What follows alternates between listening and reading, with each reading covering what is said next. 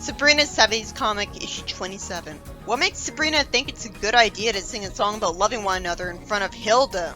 At least she can play the guitar. It's not memorable though. Hilda somehow doesn't approve and says that witches don't go by generations, they go on forever. Even though she was impressed by witches that were 600 years old, and those witches had white hair, so it's not like they don't age. And even if they were immortal, any witch would eventually succumb to an accident or illness or get killed. She's just exaggerating.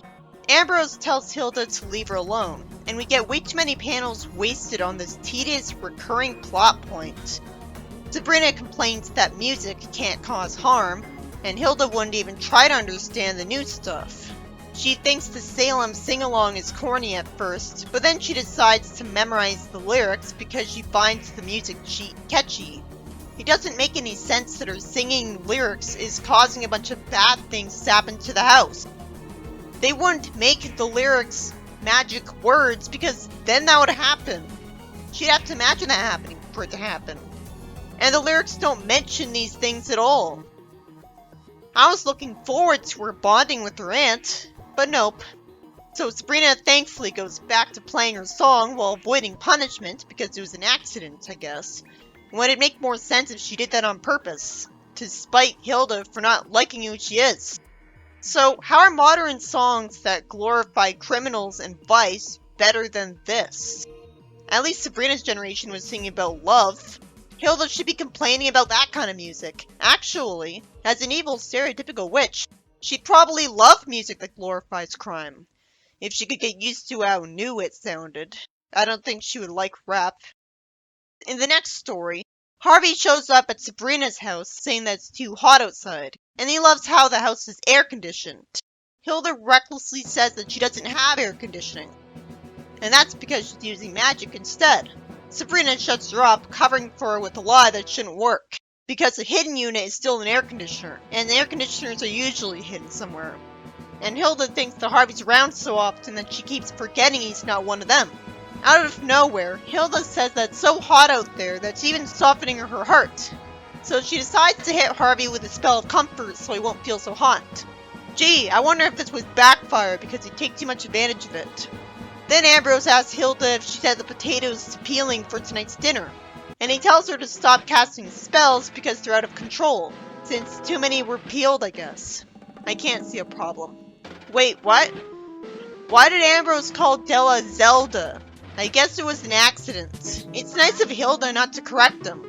That's how underused Zelda is in this comic. The writer actually confused her with Della. Ambrose somehow thinks he has to call Della the head witch to stop a runaway spell. Does she have nothing else to do? She said witch. Isn't she busy governing the country? Hilda says that's the second time this year her control went haywire for absolutely no reason at all. Della tells her to stop casting spells until she comes in for a complete overhauling. Della says the spells will keep escalating if she doesn't stop them. So Della turns off the air conditioning because it's getting too cold in here. The story ends with Harvey talking while frozen ice. Why did even Hilda's good deed have to backfire? It was nice of him to say he's glad she called, but somehow he just thinks he's coming down with something. Maybe he thinks he's hallucinating. I guess Sabrina erased his memory of this. In the next story, Hilda complains about being on the beach, saying that it feels like she's been grinding gravel with her back teeth. She loved the beach last time, but I guess she's just mad because she's not allowed to wear a ridiculous old bathing suit this time. So why did Sabrina take Hilda with her? She never does that. Ambrose is supervising her just fine. A toddler throws sand at her face and she gets mad. Ambrose tells her not to turn him into a frog. And she says she'd never do an awful thing like that, just because she likes frogs. But she wanted to turn someone into a frog earlier. Why would that stop her? I guess she's lying. One of them wants to go for a swim, and Hilda somehow trusted to keep her cool. She gets sand sent to her again, because she was too stupid to go somewhere else like anyone else would. She cathartically says, "Can't you do something to control that child?" The mother says he should be allowed to do whatever he wants at that age. And Hilda gets her revenge by getting the boy to throw a bucket of sand at the mother for a change. Then Hilda's hit by a volleyball, and uses magic to make the ball bounce back at the guy responsible, hitting him in the exact same way. It's hard to blame her at this point. Then one of the guys says the ball turned into stone from the inside, as the guy who hit her with the ball needs to be carried away. Well, he did call her an old lady too, but that was going too far. Hilda thinks that she's getting hungry, but he's getting sand in everything she eats. She uses magic to summon a fancy restaurant table and chairs so she could eat. But she's still at the beach. Why doesn't she create an invisible force field? Why doesn't she just leave the beach right away if she hates it? She's allowed. So she gets the attention of mortals, and her family forces her to go home just as she was beginning to enjoy herself. Harvey asks Sabrina what she knows about magic. I hate the teen witch part of her dialogue. That's so stilted. It's obvious right away that Harvey's only talking about magic tricks. What kind of character would ever say magic instead of magic tricks? That was forced. He insists that even if she doesn't know anything about magic tricks, she can fake it. That's dumb of him. He asks people at amateur night to pick a card, and the audience laughs at him for not knowing which card was picked. I know how he could have guaranteed his guess would be right. Just have all of the cards be the same type of card. Because Sabrina feels sorry for Harvey, she makes the audience think Harvey made the card a guy picked appear right behind himself. The audience laughs because they think Harvey's just pretending to be a bumbling magician. Then Harvey tries to do the famous saw trick, doing a pun that Sabrina insults him for.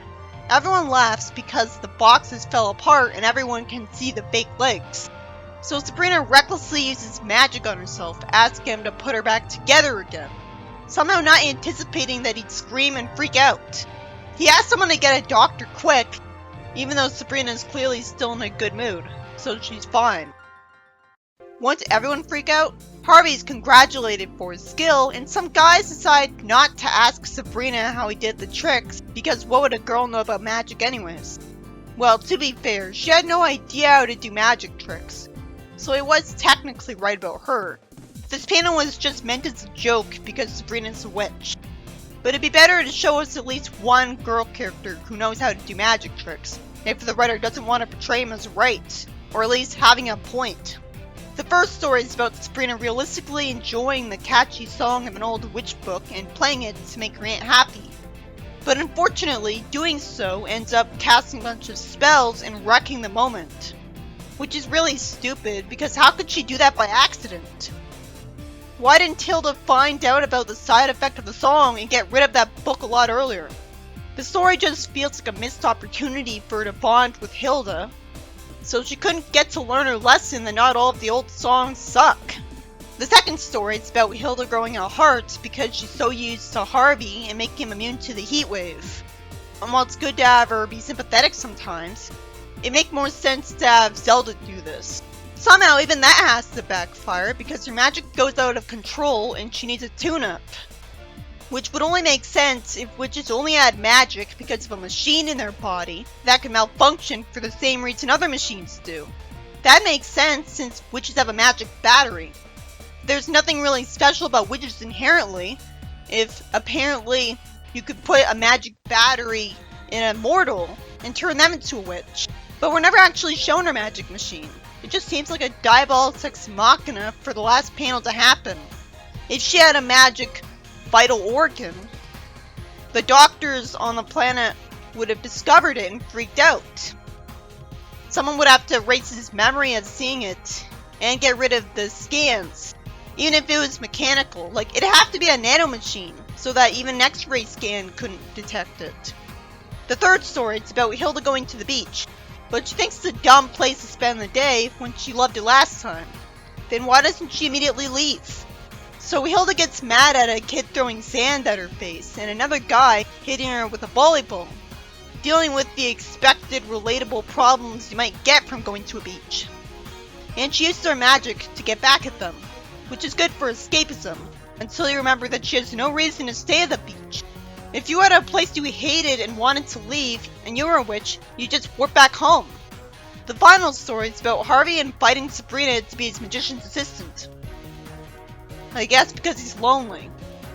And humiliating himself, screwing up every single trick, making Job look competent by comparison. So Sabrina uses magic to make him look good at it and freaks him out.